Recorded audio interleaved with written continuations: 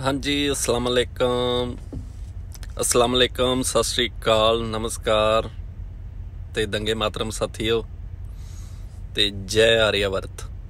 सुनाओ की हाल चाल। अज आपां कोई पॉलिटिक्स ते गल नहीं करनी।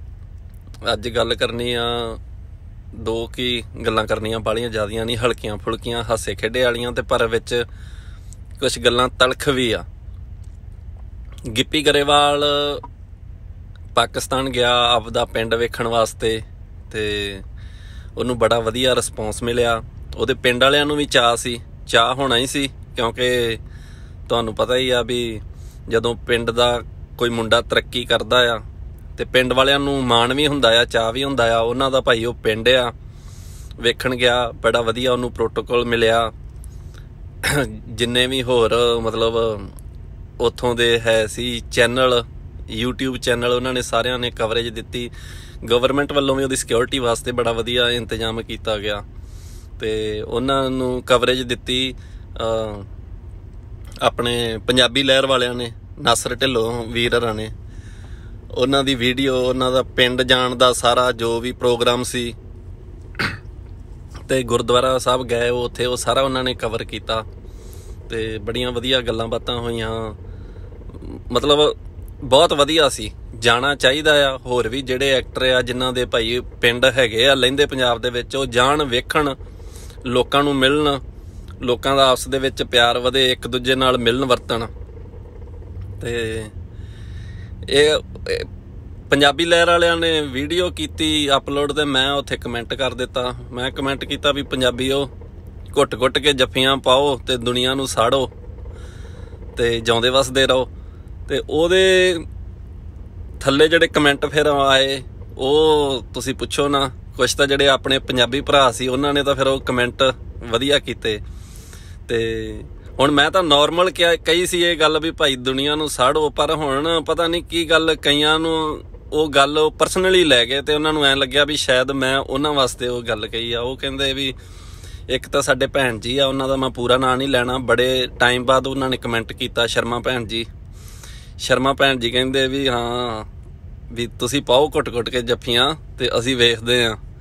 ਚਲੋ ਠੀਕ ਆ, ਕਿਉਂਕਿ ਸ਼ਰਮਾ ਭੈਣ ਜੀ ਬੜੀ ਦੇਰ ਬਾਅਦ ਉਹਨਾਂ ਨੇ ਇਹ ਕਮੈਂਟ ਕੀਤਾ। ਬਾਕੀ ਕਈਆਂ ਨੇ ਆ ਕੇ ਮੈਨੂੰ ਗਾਲਾਂ ਵੀ ਕੱਢੀਆਂ ਤੇ ਪਹਿਲਾਂ ਲੱਗਦਾ ਹੁੰਦਾ ਸੀ ਗੁੱਸਾ, ਪਰ ਹੁਣ ਤਾਂ ਇਹਨਾਂ ਤੇ ਤਰਸ ਆਉਂਦਾ ਆ। ਜਿਹੜੇ ਗਾਲਾਂ ਕੱਢਦੇ ਆ ਨਾ, ਇਹਨਾਂ ਤੇ ਤਰਸ ਆਉਂਦਾ ਆ ਵੀ ਇਹਨਾਂ ਵਿਚਾਰਿਆਂ ਕੋਲ ਕੋਈ ਹੋਰ ਗੱਲ ਰਹਿ ਨਹੀਂ ਜਾਂਦੀ, ਕਿਉਂਕਿ ਬੰਦਾ ਗਾਲਾਂ ਉਦੋਂ ਹੀ ਕੱਢਦਾ ਆ ਜਦੋਂ ਕੋਈ ਗੱਲ नहीं रह जाती ਉਹਦੇ ਵੱਸ ਦੀ ਤੇ ਬੰਦਾ ਬੇਵੱਸ ਹੋ ਜਾਂਦਾ ਆ, ਫਿਰ ਉਹ ਗਾਲਾਂ ਕੱਢਣ ਤੇ ਉੱਤਰ ਆਉਂਦਾ ਆ। ਚਲੋ ਇਹਨਾਂ ਲੋਕਾਂ ਦੀ ਵੀ ਜਿਵੇਂ ਕਹਿੰਦੇ ਹੁੰਦੇ ਵੀ ਆਪਦੀ ਫਿਤਰਤ ਆ, ਉਹ ਨਹੀਂ ਰਹਿ ਸਕਦੇ, ਕਿਉਂਕਿ ਸੱਟ ਵੱਜਦੀ ਆ ਨਾ, ਸੱਟ ਜਦੋਂ ਟਿਕਾਣੇ ਵੱਜਦੀ ਆ ਤੇ ਬੰਦੇ ਤੋਂ ਰਿਹਾ ਨਹੀਂ ਜਾਂਦਾ। ਤੇ ਕਿਉਂ ਇੱਕ ਹੋਰ ਗੱਲ ਆ, ਨਫ਼ਰਤ ਆ ਨਾ ਜਿਹੜੀ, ਉਹ ਬੜੀ ਕੁੱਤੀ ਚੀਜ਼ ਹੁੰਦੀ ਆ। ਇਹ ਨਫ਼ਰਤ ਪਿਛਲੇ 100 ਸਾਲਾਂ ਤੋਂ ਆ ਜੀ। ਇਹਨਾਂ ਦਾ ਵੀ ਵਿਚਾਰਿਆਂ ਦਾ ਕਰਦਾ ਆ ਵੀ ਇਹ ਪਾਕਿਸਤਾਨ ਜਾਣ, ਵੀ ਜਿਵੇਂ ਪਾਕਿਸਤਾਨੀ ਸਾਰਿਆਂ ਨੂੰ ਪਿਆਰ ਕਰਦੇ ਆ, ਅੱਗੋਂ ਰਿਸਪੈਕਟ ਦਿੰਦੇ ਆ, ਦਿਲ ਇਹਨਾਂ ਦਾ ਵੀ ਕਰਦਾ ਆ ਵੀ ਇਹ ਜਾਣ। ਪਰ ਇਹ ਆ ਵੀ ਜਿਹੜੀ ਮਨ ਦੀ ਮੈਂ ਆ ਤੇ ਨਫ਼ਰਤ ਆ, ਉਹਨੂੰ ਸੱਟ ਵੱਜਦੀ ਆ। ਨਹੀਂ ਤਾਂ ਤੁਸੀਂ ਮੋਸਟਲੀ ਵੇਖ ਲਓ ਜਿੰਨੇ ਵੀ ਐਕਟਰ ਐਕਟਰੈਸ ਪਾਕਿਸਤਾਨ ਗਏ ਆ, ਉਹਨਾਂ ਨੇ ਹਮੇਸ਼ਾ ਮਤਲਬ ਪਾਕਿਸਤਾਨ ਦੀ ਜਿਹੜੀ ਮਤਲਬ ਮਹਿਮਾਨ ਨਵਾਜੀ ਆ ਜਾਂ ਪਿਆਰ ਆ, ਉਹਨੂੰ ਮਤਲਬ ਸਰਾਹਿਆ ਹੀ ਆ। ਤੇ ਉਹ ਗੱਲਾਂ ਹਜਮ ਨਹੀਂ ਹੁੰਦੀਆਂ, ਕਿਉਂਕਿ ਨਫ਼ਰਤ ਪਿਛਲੇ 100 ਸਾਲਾਂ ਤੋਂ ਜਿਹੜੀ ਭਰੀ ਹੋਈ ਆ, ਉਹ ਕਿਸੇ ਪਾਸੇ ਬੰਨੇ ਨਹੀਂ ਲੱਗਣ ਦਿੰਦੀ। ਤੇ ਹੁਣ ਮੈਂ ਤੁਹਾਨੂੰ ਦੱਸਦਾ ਆ ਵੀ ਇਹ ਨਫ਼ਰਤ ਦਾ ਇੱਕ ਰੂਪ ਜਿਹੜਾ ਮੈਂ ਆਪ ਵੇਖਿਆ ਆ। ਮੈਂ 2005 ਦੇ ਵਿੱਚ ਨਾ ਇੱਥੇ ਆਇਆ ਸੀ ਅਮਰੀਕਾ ਦੇ ਵਿੱਚ, 2005 ਦੇ ਵਿੱਚ, ਤੇ 2006 ਦੇ ਵਿੱਚ ਮੈਂ ਲਾਇਸੈਂਸ ਲੈਣ ਵਾਸਤੇ ਗਿਆ, ਟਰੱਕ ਦਾ ਲਾਇਸੈਂਸ ਲੈਣ ਵਾਸਤੇ। ਤੇ ਉਹ ਮਤਲਬ 100 ਮੀਲ ਤੇ ਸਿਟੀ ਸੀ ਬੇਕਰਸਫੀਲਡ, ਤੇ ਉੱਥੋਂ ਮੈਂ ਲਾਇਸੈਂਸ ਲੈਣ ਗਿਆ। ਤੇ ਉਹ ਸਕੂਲ ਦਾ ਸਿਸਟਮ ਐਵੇਂ ਸੀ ਵੀ ਉਹਨਾਂ ਦਾ ਇੱਕ ਵੱਡਾ ਸਾਰਾ ਘਰ ਸੀ, ਉਹਨਾਂ ਨੇ ਮਤਲਬ ਪਤਾ ਨਹੀਂ ਉਹਨਾਂ ਦਾ ਆਪਦਾ ਸੀ ਜਾਂ ਉਹਨਾਂ ਨੇ ਰੈਂਟ ਤੇ ਕੀਤਾ ਹੋਇਆ ਸੀ। ਉਹਦੇ ਵਿੱਚ 10-11 ਕਮਰੇ ਸੀ ਵੀ ਜਿਹੜੇ ਸਟੂਡੈਂਟ ਦੂਰੋਂ ਆਉਂਦੇ ਸੀ ਉਹਨਾਂ ਦੇ ਰਹਿਣ ਵਾਸਤੇ ਉੱਥੇ ਉਹ ਪ੍ਰਬੰਧ ਹੁੰਦਾ ਸੀ, ਖਾਣ ਪੀਣ ਦਾ, ਰਹਿਣ ਦਾ। ਤੇ ਮੋਸਟਲੀ ਜਿਹੜੇ ਆਪਣੇ ਪੰਜਾਬੀ ਮੁੰਡੇ ਹੁੰਦੇ ਆ ਚੜ੍ਹਦੇ ਪੰਜਾਬ ਵਾਲੇ, ਉਹਨਾਂ ਦੇ ਤਕਰੀਬਨ ਹੀ ਰਿਸ਼ਤੇਦਾਰੀਆਂ ਹੁੰਦੀਆਂ ਜਾਂ ਕੋਈ ਯਾਰ ਦੋਸਤ ਹੁੰਦਾ ਆ ਵੀ ਉਹ ਸਾਰੀ ਦਿਹਾੜੀ ਸਕੂਲ 'ਚ ਰਹਿੰਦੇ ਆ ਤੇ ਸ਼ਾਮ ਨੂੰ ਆਪਦੇ ਰਿਸ਼ਤੇਦਾਰਾਂ ਦੇ ਘਰ ਜਾਂ ਮੰਨ ਲਓ ਆਪਦੇ ਯਾਰ ਦੋਸਤਾਂ ਦੇ ਕੋਲ ਚਲੇ ਜਾਂਦੇ ਆ। ਤੇ ਜਦੋਂ ਮੈਂ ਉੱਥੇ ਗਿਆ ਤੇ ਮੈਂ ਤਾਂ ਉੱਥੇ ਹੀ ਰਹਿਣਾ ਸੀ। ਉੱਥੇ ਮੈਂ ਵੇਖਿਆ ਵੀ 4 ਮੁੰਡੇ ਹੈਗੇ ਸੀ ਹਰਿਆਣੇ ਦੇ ਤੇ ਇੱਕ ਚੀਨਾ ਸੀ ਤੇ ਇੱਕ ਬੰਦਾ ਪੰਜਾਬੀ ਸੀ। ਤੇ ਉਹ ਜਦੋਂ ਮੈਂ ਉਹਦੇ ਨਾਲ ਗੱਲਬਾਤ ਕੀਤੀ, ਉਹ ਸੀ ਪਾਕਿਸਤਾਨ ਦਾ, ਖਰਲ ਸਾਹਿਬ। ਉਹ ਮੇਰੇ ਤੋਂ 4-5 ਦਿਨ ਪਹਿਲਾਂ ਨਿਊਯਾਰਕ ਤੋਂ ਆਏ ਹੋਏ ਸੀ ਲਾਇਸੈਂਸ ਲੈਣ ਵਾਸਤੇ। ਮੇਰੇ ਨਾਲੋਂ ਉਮਰ 'ਚ ਵੀ ਥੋੜ੍ਹਾ ਜਿਹਾ 5-6 ਸਾਲ ਵੱਡਾ ਸੀ। ਚਲੋ ਉਹ ਮੈਂ ਵੇਖਿਆ ਵੀ ਉਹਦੇ ਨਾਲ ਨਾ ਥੋੜ੍ਹੀ ਜਿਹੀ ਵਿਤਕਰੇਬਾਜ਼ੀ ਬੜੀ ਹੋਵੇ। ਜਦੋਂ ਵੀ ਖਾਣ ਪੀਣ ਦਾ ਸਿਸਟਮ ਹੋਣਾ, ਤੇ ਜਿਹੜੇ ਹਰਿਆਣੇ ਵਾਲੇ ਸੀ ਉਹਨਾਂ ਵਿੱਚ 2 ਬ੍ਰਾਹਮਣ ਵੀਰ ਸੀ। ਤੇ ਉਹਨਾਂ ਨੇ ਨਾ ਜਿਹੜੀ ਵੀ ਭਾਂਡੇ ਨੂੰ ਖਰਲ ਸਾਹਿਬ ਨੇ ਹੱਥ ਲਾ ਦੇਣਾ ਤੇ ਉਹਨਾਂ ਨੇ ਉਹ ਭਾਂਡੇ ਨੂੰ ਮੁੜ ਕੇ ਯੂਜ਼ ਨਾ ਕਰਨਾ। ਜੇ ਮੰਨ ਲਓ ਦੁੱਧ ਵਾਲੀ ਗੈਲਣ ਖਰਲ ਸਾਹਿਬ ਨੇ ਫੜ ਕੇ ਪਾ ਲਈ, ਦੁੱਧ ਪਾ ਲਿਆ, ਤੇ ਉਹਨਾਂ ਨੇ ਦੁੱਧ ਵਾਲੀ ਗੈਲਣ ਨਾ ਯੂਜ਼ ਕਰਨੀ। ਤੇ ਚਲੋ ਉਹ ਅਸੀਂ ਹੈਗੇ ਸਾਰੇ 8-9 ਜਾਣੇ ਸੀ, ਕਮਰੇ ਵਾਧੂ ਸੀ। ਤੇ ਆਪੋ ਆਪਦੇ ਉਹ 3-4 ਜਾਣੇ ਹਰਿਆਣੇ ਵਾਲੇ ਇੱਕ ਕਮਰੇ 'ਚ ਸੀ। ਪਰ ਮੈਂ ਜਦੋਂ ਵੇਖਿਆ ਨਾ, ਮੈਂ ਵੇਖਿਆ ਵੀ ਇਹ ਕੀ ਯਾਰ ਸਿਸਟਮ ਆ, ਇਹ ਕਿਉਂ ਐਵੇਂ ਕਰਦੇ ਆ। ਮੈਂ ਬਿਸਤਰਾ ਚੁੱਕਿਆ ਤੇ ਮੈਂ ਖਰਲ ਸਾਹਿਬ ਦੇ ਕਮਰੇ 'ਚ ਚਲਾ ਗਿਆ। ਤੇ ਸਾਡੀ ਮਤਲਬ ਗੱਲਬਾਤ ਵੀ ਵਧੀਆ ਹੋਣ ਲੱਗ ਪਈ। ਵਾਹਵਾ ਅਸੀਂ ਆਪਸ ਦੇ ਵਿੱਚ ਖੁੱਲ੍ਹ ਗਏ।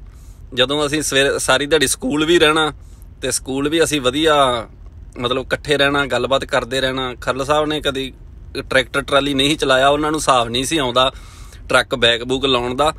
ਤੇ ਮੈਂ ਉਹਨਾਂ ਨੂੰ ਬੜੀ ਸਪੋਰਟ ਕਰਨੀ। ਅਸੀਂ ਜਦੋਂ ਸਵੇਰੇ ਸ਼ਾਮ ਰੋਟੀ ਖਾਣੀ, ਅਸੀਂ ਰੋਟੀ ਵੀ ਇਕੱਠਿਆਂ ਨੇ ਖਾਣੀ।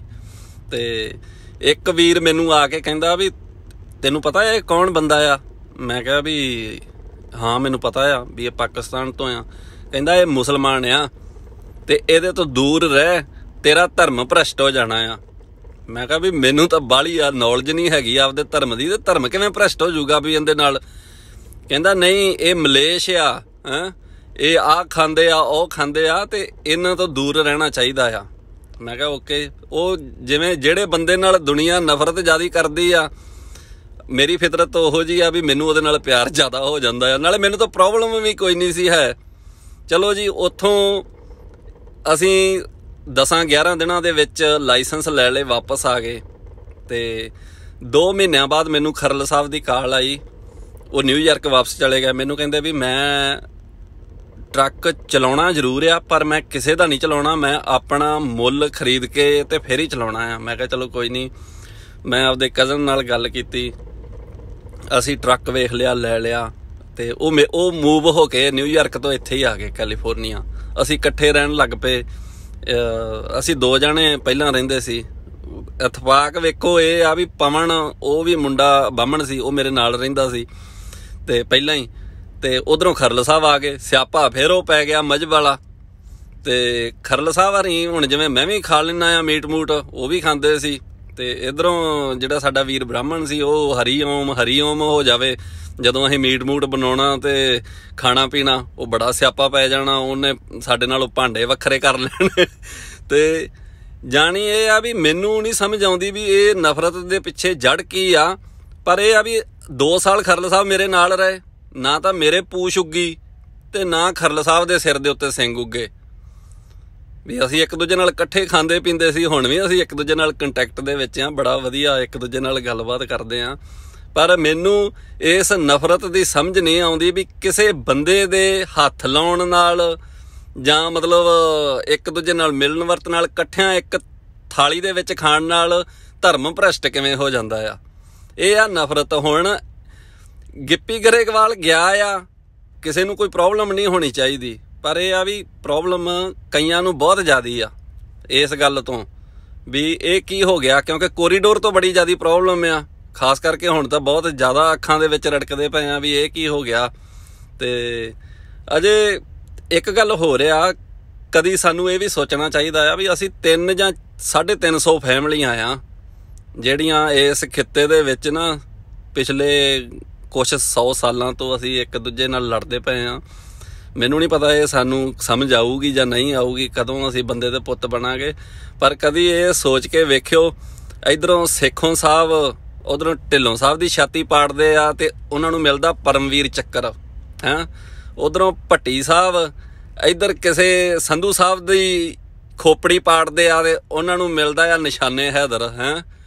ਤੇ ਇਹ ਪਤਾ ਨਹੀਂ ਹੁਣ ਸਾਨੂੰ ਕਦੋਂ ਸਮਝ ਆਊਗੀ ਜਾਂ ਕਿੰਨਾ ਟਾਈਮ ਲੱਗੂਗਾ। ਪਰ ਹੁਣ ਤੱਕ ਸਿਸਟਮ ਇਹ ਹੀ ਬਣਿਆ ਹੋਇਆ ਆ ਵੀ ਅਸੀਂ ਘੁੰਮੀ ਜਾ ਰਹੇ ਹਾਂ ਇੱਕ ਘੁੰਮਣ ਘੇਰੀ ਦੇ ਵਿੱਚ ਜਿਹਦਾ ਕੋਈ ਸਿਰਾ ਨਹੀਂ ਲੱਭਦਾ ਪਿਆ। ਤੇ ਇਹ ਆ ਵੀ ਦੋਵਾਂ ਮੁਲਕਾਂ ਦੇ ਜਿਹੜੇ ਹੈਗੇ ਆ ਐਕਟਰ ਐਕਟਰੈਸ ਉਹ ਦੋਵਾਂ ਪਾਸੇ ਫੇਮਸ ਆ। ਉਹ ਆਉਣ ਜਾਣ, ਸਾਡੀਆਂ ਨਜ਼ਦੀਕੀਆਂ ਹੋਰ ਵਧਣ।